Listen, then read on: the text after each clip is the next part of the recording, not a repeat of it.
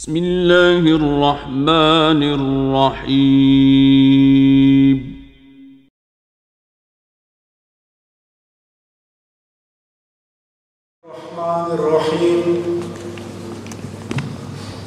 الحمد لله رب العالمين، الصلاة والسلام على رحمة للعالمين،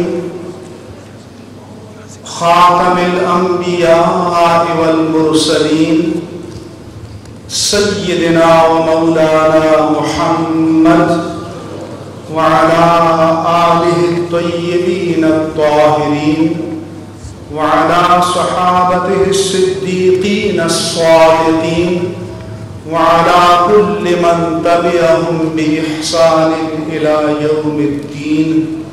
أما بعد، 14ویں انٹرنیشنل سنی کانفرنس میں اسٹیج پر موجود جملہ علماء کبار، شیوخ اعظام، مشائخ کبار، علماء کرام، خطباء ملت اور میرے عزیز دینی بھائیوں، السلام علیکم ورحمۃ اللہ وبرکاتہ۔ میں اپنے خطاب میں، جس کا وقت مختصر ہے، چند متفرق اور اہم باتیں آپ کی خدمت میں عرض کرنا چاہوں گا۔ سب سے پہلے یہ کہ ہم تمام علماء ربانیین، تمام علماء حق، عرب کے ہوں یا عجم کے ہوں، ان کا اکرام کرتے ہیں اور احترام کرتے ہیں علی الرأس والعین، اور ان کو اپنے دل و نگاہ میں جگہ دیتے ہیں۔ لیکن اس صورت میں کہ جب عظمت الوہیت جل وعلا اور ناموس رسالت صلی اللہ علیہ وسلم اور حب رسول صلی اللہ علیہ وسلم اور دین حق پر استقامت کا پیغام دیا جائے، حضور اکرم صلی اللہ علیہ وآلہ وسلم نے یہ بھی دعا فرمائی تھی کہ اللہم بارک لنا فی شامنا و یمننا، لیکن ساتھ ہم یہ بھی کہنا چاہتے ہیں کہ اگر کوئی بیت اللہ کی چھت پر بھی کھڑے ہو کر عظمت الوہیت اور ناموس رسالت اور دین حق کی مسلمہ تعلیمات کے خلاف کوئی بات کرے گا تو وہ کسی طور پر بھی ہمارے لیے قابل قبول نہیں ہوگی۔ لہٰذا یہ بات آپ کے ذہن میں رہنی چاہیے کہ اپنے عقائد پر، نظریات پر ہم کوئی کمپرومائز اور کوئی مفاہمت نہ کبھی کی ہے، نہ کبھی کریں گے، اور جب تک اس جان میں جان ہے اسی عقیدے پر قائم و دائم رہیں گے۔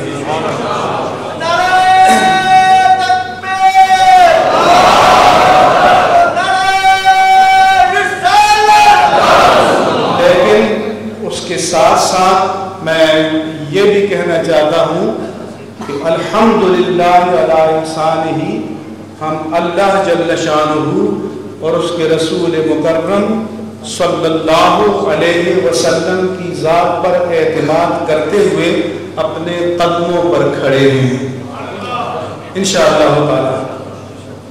اور یہ جو ٹیکسٹ مفتی پیدا ہو گئے کہ جنہوں نے 4 دن کسی مدرسے میں گزار دیے اور SMS مفتی بن گئے، تو یہ مفتی کسی صورت میں قابل قبول نہیں ہو سکتے اور ہرگز نہیں ہو سکتے۔ یہ علماء ربانیین فیصلہ کریں گے کہ مسلک کیا ہے، عقیدہ کیا ہے، دین کیا ہے، کون دین کے اندر ہے اور کون دین سے خارج ہے۔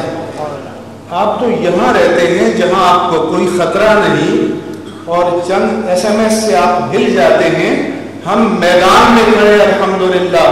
اور ایک ایسے میدان میں کھڑے ہیں کہ جو شاعر نے کہا تھا کہ کسے خبر تھی کہ ہاتھ میں لے کر چراغ مصطفی زمانے بھر میں آگ لگاتی پھرے گی بھول ابھی. نعرہ تکبیر، نعرہ رسالت. یہ جہاں بھول ابھی چراغ مصطفی کے ٹائٹل کو لے کر آگ لگائے تو اس کے مقابل بھی ہم میدان عمل میں کھڑے ہیں. اور فتویٰ جاری کرتے ہیں تو میدان میں کھڑے ہو کر جاری کرتے ہیں، 7 فصیلوں کے اندر جاری نہیں کرتے ہیں. اور فتویٰ جاری کرتے ہیں تو اس کے نتائج کا بھی سامنا کرتے ہیں. اور یہ ہوتا ہے کہ یہ جان دی ہوئی اسی کی تھی، حق تو یہ ہے کہ حق ادا کرنا. تو ان عبداللہ ابن عتبہ قال سمعت عمر بن الخطاب، بخاری کی حدیث، یقول ان اناسا کانوا یؤخذون بالوحی، کہ حضرت عمر بن خطاب فرماتے ہیں کہ جب عہد رسالت مآب صلی اللہ علیہ وآلہ وسلم جاری تھا تو پھر منبع ہدایت وحی ربانی تھی. ہر سوال کا جواب صاحب وحی سے لیا جاتا تھا اور صاحب وحی سے آتا تھا. اور جو صاحبی وحی تھے وہ ظاہر کو بھی جانتے تھے اور باطن کو بھی جانتے تھے. لیکن اس کے بعد فرمایا پڑھا but now the wahi is stopped, the prophethood is finished, and the prophethood and the risala and the nubuwwa qad khatama binubuwwati khatm al-mursalin صلی اللہ علیہ وسلم. اب کوئی اور وحی نہیں آئے گی، کوئی اور نبی نہیں آئے گا. تو حضرت عمر نے فرمایا کہ انا ناخذکم الان بما ظہرنا من اعمالکم، اب ہم لوگوں کے اعمال کو دیکھ کر فیصلہ کریں گے. جو ہمارے سامنے کسی کا ایکشن، کسی کا کوئی فعل، کسی کا کوئی قول عملاً آئے گا تو اس پر ہم فیصلہ کریں گے. دلوں پر فیصلہ کرنا اس کا کام تھا جس کو دلوں کے احوال کا علم تھا، اور کسی اور کو یہ حق شارع علیہ السلام نے نہیں دیا اور ہرگز نہیں دیا کہ کسی کی نیات کا فیصلہ کرے. وہ کہتے ہیں کہ جس حدیث بخاری وقت نہیں ہے کہ جس سے کوئی خیر سامنے آئے گی وہ ہمارے لیے محفوظ ہوگا، اس کو ہم اپنے دل و جان سے قریب کریں گے. وَلَيْسَ إِلَيْنَا مِن سَرِيرَتِهِ شَيْءٌ، اس کے باطن پر ہم بحث نہیں کریں گے. باطن کا حال کون جانتا ہے؟ اللہ تعالیٰ جانتا ہے یا اللہ کے رسول جانتے تھے. اور جس سے کوئی شر آئے گا تو اس کو دیکھ کر اس کے بارے میں فیصلہ کریں گے، اور پھر اس کے شر کی تصدیق ہم نہیں کریں گے. وَإِن قَالَ إِنَّ سَرِيرَتُهُ حَسَنَةٌ، کوئی لاکھ کہتا کرے کہ جی انہیں گل کا بڑی پیڑی کی دیے بڑے مگر دل کا بڑا چنگا ہے، یہ نہیں چلے گا. بات جو سامنے ریکارڈ پر آئے گی اس پر فیصلہ ہوگا، اس پر فتویٰ ہوگا، اس پر جورسٹک ورڈکٹ ہوگا اور فیصلہ دیں گے تو اعلان دیں گے. ہمارے مسلک کا تمیز امام اہل سنت مجدد دین و ملت اعلیٰ حضرت عظیم البرکت امام احمد رضا قادری گرامی ہے، اور وہ معیارات آج بھی قائم ہیں. اور یہ بھی میں بتا دوں کہ ہمارے جہاں سے ہم آئے ہیں وہاں کے خلافیات بھی الگ ہیں، شعار بھی الگ ہیں، اور اس کو سب جانتے ہیں. اس لیے انشاءاللہ تعالی ہمیشہ اس پر قائم رہیں گے. اور اسی طرح سے نسائی میں، بخاری میں، مسلم میں حدیث ہے کہ حضور اکرم صلی اللہ علیہ وسلم جب غزوہ تبوک سے واپس آئے تو جو مخلفین تھے، those who remained behind، جو جہاد میں نہیں گئے، آپ کا طریقہ یہ تھا کہ سفر سے آتے، مسجد نبوی میں تشریف لے جاتے، 2 رکعت نفل پڑھتے، اہل مدینہ کے احوال معلوم کرتے، گھر میں بعد میں تشریف لے جاتے. تو 80+ افراد تھے جو جہاد میں نہیں گئے تھے، وہ آئے حضور کے پاس اور اپنے عذر پیش کیے، بہانے پیش کیے، کسی کا صحیح ہوگا کسی کا غلط بھی ہوگا کیونکہ منافق بھی تھے، لیکن حضور اکرم نے فرمایا کہ فرمایا کہ قبل رسول اللہ صلی اللہ علیہ وسلم علانیتہم، حضور نے ان کے ظاہر حال کو قبول فرما لیا، وبایعہم واستغفر لہم، ان کی بیعت لی، ان کے لیے استغفار کیا، ووکل سرائرہم الی اللہ عز وجل، ان کے باطن کو معاملہ اللہ پر چھوڑ دیا۔ حالانکہ حضور باطن کو بھی جانتے تھے، مگر آپ مثال قائم کرنا چاہتے تھے کہ جس کو مفتی بننا ہے، جس کو قاضی بننا ہے، وہ نیتوں پر فیصلہ نہیں کرے گا، وہ ظاہر حال پر فیصلہ کرے گا۔ یہی معیار کل بھی تھا، یہی معیار آج بھی ہے، اور یہی معیار انشاءاللہ قائم رہے گا۔ اس لیے جو ٹیکسٹ مفتی ہیں یا SMS مفتی ہیں، ان سے آپ کو ہلنے کی کوئی ضرورت نہیں ہے، اور جب مسلک کے حوالے سے کوئی بات خلاف مسلک آئے گی تو اسی طرح سے اسٹیج پر کھل کر ہم کلمہ حق کا اعلان کریں گے۔ دوسری بات جو میں آپ کو کہنا چاہتا ہوں وہ یہ ہے کہ امت مسلمہ اس وقت اپنی تاریخ کے سب سے عظیم دور ابتلا سے گزر رہی ہے، اور ہم we are an integral part of امہ، ہم امت مسلمہ کا غیر منفک جز ہیں، تو لہذا امت کا درد ہمارا درد ہے، امت کا دکھ ہمارا دکھ ہے، امت کا کرب ہمارا کرب ہے، اور فریڈم فلوٹیلا پر اگر حملہ ہوا ہے تو ہم پر حملہ ہوا ہے۔ اور وہ بیڑا کہ جو غزہ کے محصورین کے لیے دوائیں اور غذائیں لے کر جا رہا تھا، تو 57 مسلم ممالک کے سربراہوں میں ایک غیرت مند ترکی کا وزیر اعظم طیب اردوغان تھا کہ جس نے میدان میں کھڑے ہو کر اعلان کیا کہ یہ بیڑا پھر جائے گا، اور میں کہتا ہوں کہ جب امت کا بیڑا جائے گا تو ان کا بیڑا غرق بھی ہوگا انشاءاللہ تعالی۔ اس لیے ہم طیب اردوغان کی جرأت کو سلام پیش کرتے ہیں، اور باقی 57 حکمرانوں سے کہتے ہیں کہ شرم کرو، حیا کرو، اور دینی حمیت پیدا کرو، اور اس جیسی جرأت پیدا کرو تاکہ امت سرفراز و سربلند ہو۔ کیا آپ اس سے متفق ہیں؟ اسی طرح سے میرا دوسرا پیغام آپ کو یہ ہے، اور خاص طور پر نوجوانوں کا پیغام ہے کہ دین کی سربلندی کے لیے، علم کی سربلندی کے لیے، امت کی سربلندی کے لیے علم کے پرچم کو بلند کرنا ضروری ہے۔ ہمیں تاریخ نبوت بتاتی ہے کہ پہلا آدم، اللہ کی انسانیت میں پہلی مخلوق حضرت آدم علیہ السلام، انہیں مسجود ملائک کیوں بنایا گیا؟ کہ وَعَلَّمَ آدَمَ الْأَسْمَاءَ كُلَّهَا، تو وجہ مسجودیت آدم کیا تھی؟ وجہ فضیلت آدم علم تھی۔ اس لیے علم کا پرچم سر بلند رکھنا چاہیے اس امت کو، اگر اس دنیا میں عزت و وقار کے ساتھ رہنا ہے۔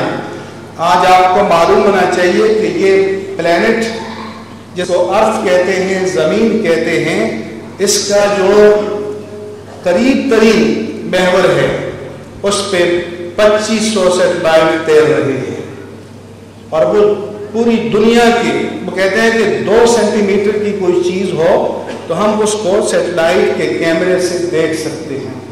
اس میں 600 امریکہ کے ہیں، 1000 سے زائد رشیا کے ہیں، پھر جاپان کے ہیں، پھر ایک کنسورشیم ہے اس کے ہیں۔ تو پہلے فرعون کہتے تھے کہ ہمیں سجدہ کرو، آج آپ تصوف کی بات کرتے ہیں، وحدت الوجود اور وحدت الشہود کی، تو آج کا فرعون کہتا ہے کہ ہم جہاں دیکھنا چاہیں تو 2 سینٹی میٹر چیز کو دیکھ سکتے ہیں، اور جس کو نشانہ بنا ہے تو نشانہ بنا سکتے ہیں۔ اس لیے ہماری خدائی کو بھی تسلیم کرو، لیکن مومن کی پیشانی کبھی باطل کی خدائی کے سامنے جھکتی نہیں ہے۔ اور حیرت ہے کہ دنیا کی سپر پاور ہونے کے باوجود اپنی فتح کا اعلان 10 سال میں بھی نہیں کر سکے۔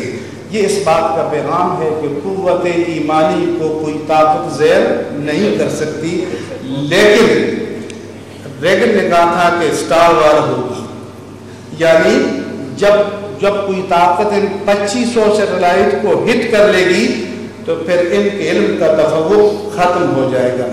اس لیے جب چائنا نے اپنے سیٹلائٹ کو تباہ کیا تو احتجاج کیا۔ اس لیے ان نوجوانوں کو جو یہاں پڑھ رہے ہیں، میرا پیغام ہے اور میرے نزدیک یہ دین کا تقاضا ہے، یہ ایمان کا تقاضا ہے کہ اپنے بچوں اور نوجوانوں سے جیلوں کو نہ بھرو، ان سے یونیورسٹیوں کو بھرو، اور جب ان سے یونیورسٹیوں کو بھرو گے اور یہ علم کا پرچم لے کر نکلیں گے تو یہاں پر بھی سربلند رہیں گے، سرفراز رہیں گے، اور اسلام کا پرچم بھی سربلند و سرفراز کریں گے۔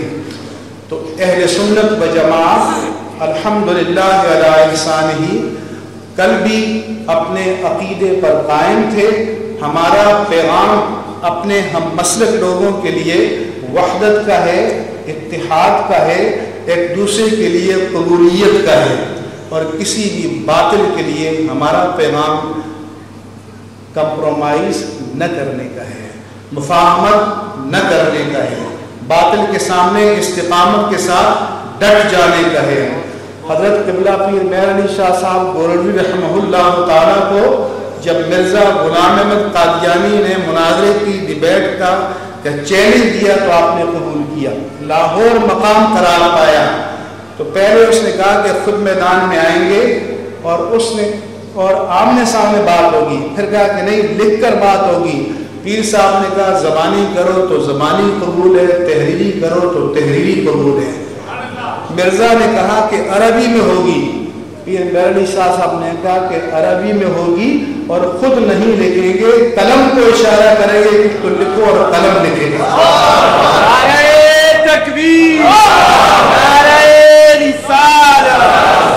کسی نے پیر مہر علی شاہ صاحب سے پوچھا کہ آپ نے اتنا بڑا دعویٰ کیسے کر دیا، اگر یہ نوبت آ ہی جاتی تو انہوں نے کہا کہ کٹا قلعے دے دور پہ کتا ہے۔ تو ہمارا سہارا مضبوط ہے اور ہمارا سہارا تاجدار مدنی صلی اللہ علیہ وآلہ وسلم ہے۔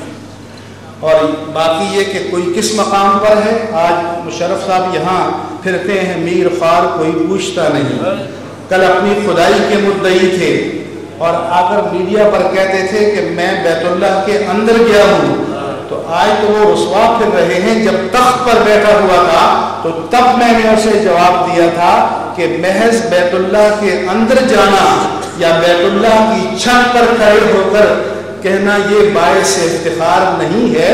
ایک وقت تھا کہ ابو جہل بیت اللہ کے اندر تھا، عتبہ بیت اللہ کے اندر تھا، ولید بیت اللہ کے اندر تھا، اور ہمارے آقا و مولا بیت اللہ کے باہر تھے، تو وہ بیت اللہ کے اندر جانا مقبول ہے جو غلامی مصطفیٰ میں، اور جو بیت اللہ کے اندر جانا یا روضہ رسول کے اندر جانا غلامی مصطفیٰ میں نہ ہو وہ کوئی باعث افتخار نہیں ہے۔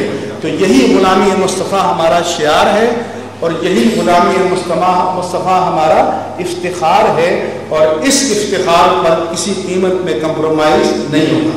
لیکن آخری پیغام یہ ہے کہ آپ تو یہاں بیٹھے ہیں، آج تک صرف آپ نعروں سے مقابلہ کرتے رہے، اب میرے عزیزوں میدان عمل میں مقابلہ ہے، یاد رکھنا، اور مقابلہ آمنے سامنے ہے۔ آج آپ کو وہاں کا پتہ نہیں کہ اسلحے کے بل پر مساجد پر قبضے ہو رہے ہیں اور مدارس پر قبضے ہو رہے ہیں، تو یہ جو 30 سال سے نعرہ باز ہماری مخلوق تھی، یہ اب میدان عمل میں وہ نہیں نظر آئیں گے، وہ نظر آئیں گے جو نظریے کے حامل ہوں، جن کی تربیت کی گئی ہو اور جن کو یہ بتایا گیا ہو کہ یہ شہادت گہے الفت میں قدم رکھنا ہے۔ لوگ آسان سمجھتے ہیں مسلمان، اور اسی طرح سے ہم کہنا چاہتے ہیں کہ مغرب سے جس صوفی اسلام کا پیغام آ رہا ہے اور اس کے نتیجے میں صوفی کبھی صوفی شجاعت حسین بن جاتے ہیں، کبھی صوفی آصف علی زرداری بن جاتے ہیں، یہ تصوف انہی کو مبارک ہو۔ ہمیں مجدد کا تصوف چاہیے، ہمیں غوث عبد القادر جیلانی کا تصوف چاہیے، ہمیں وہ تصوف چاہیے جو استقامت کے ساتھ شاہ وقت کے سامنے میدان عمل میں کھڑا ہے۔ اس لیے تصوف کے نام پر بھی دھوکہ کھانے کی ضرورت نہیں ہے۔ کبھی ایسا ہوتا ہے کہ دام ہمرنگ کی زمین بچھا کر اور پھر جال بچھایا جاتا ہے اور پھنسایا جاتا ہے، تو اس لیے تصوف، جعلی تصوف کے نام پر شکار ہونے کی ضرورت نہیں ہے۔ کھرے اور کھوٹے تصوف کے ہم غلام ہیں اور اسی تصوف کے ہم علمبردار ہیں، اور اسی تصوف کا پرچم آپ کو بلند کرنا چاہیے، اس لیے کہ کبھی توحید باری تعالیٰ کی گواہی اللہ پہ کر دی جاتی ہے اور کبھی میدان جہاد میں لہو دے کر کی جاتی ہے۔ اب لہو کا وقت بھی آ رہا ہے۔ اس کے ساتھ میں یہ کہنا چاہتا ہوں کہ نماز ڈسپلن سکھاتی ہے، حج ڈسپلن سکھاتا ہے، دین ڈسپلن سکھاتا ہے، اور امت جب ڈسپلن کو توڑ دیتی ہے تو غرور خاک میں مل جاتا ہے۔ غزوہ احد میں حضور نے 50 شہ سواروں کو عبداللہ بن جبیر رضی اللہ عنہ کی قیادت میں ایک درے میں کھڑا کیا کہ ہمیں فتح ہو یا شکست، تم نے مورچے کو نہیں چھوڑنا۔ اللہ نے مسلمانوں کو فتح عطا فرما دی، مال غنیمت سمیٹنے لگے، تو انہوں نے کہا جی اب تو فتح ہو گئی ہے، مال غنیمت سمیٹا جا رہا ہے، چلو چلتے ہیں۔ عبداللہ بن جبیر نے فرمایا کہ آقا نے کہا تھا کہ اپنے مورچے کو چھوڑنا نہیں ہے۔ صحابہ کی نیت اچھی تھی، اجتہاد کیا، مورچے کو چھوڑ کر چلے گئے، ڈسپلن کو توڑ دیا تو وقتی طور پر فتح شکست میں تبدیل ہو گئی۔ اس لیے میں کہتا ہوں کہ اپنے اجتماعات میں نظم کو قائم کرو، یہ نہیں کہ ایک بندہ کوئی بزرگ آئے تو پھر کھڑے ہو کر ڈسٹرب کر دیا، جب جائے تو پھر کھڑے ہو کر ڈسٹرب کر دیا۔ میں جلسوں میں جاتا ہوں، میں کہتا ہوں کہ اگر ہم یہاں سے نکل کے بھی جائیں تو ہماری محبت کا تقاضا ہے کہ اس بزم کی کا نظم قائم رہنا چاہیے، اس کی وحدت قائم رہنی چاہیے، اور یہ جو انانیت پال رہے کہ ہم آئیں تو ہمارے لیے 500 کھڑے ہو جائیں اور 50 کھڑے ہو جائیں، نہیں، کھڑے ہوں تو عظمت الوہیت کے تحفظ کے لیے، کھڑے ہوں تو ناموس رسالت کے تحفظ کے لیے، کھڑے ہوں تو مسلک حق اہل سنت و جماعت کے غلبے کے لیے، اور کھڑے ہوں تو دین کا پرچم سر بلند کرنے کے لیے۔ جب تک جان میں جان ہے اللہ تعالی ہمیں اسی منشور پر میدان عمل میں کھڑے رہنے کی توفیق عطا فرمائے۔ وما علیہ الا البلاغ۔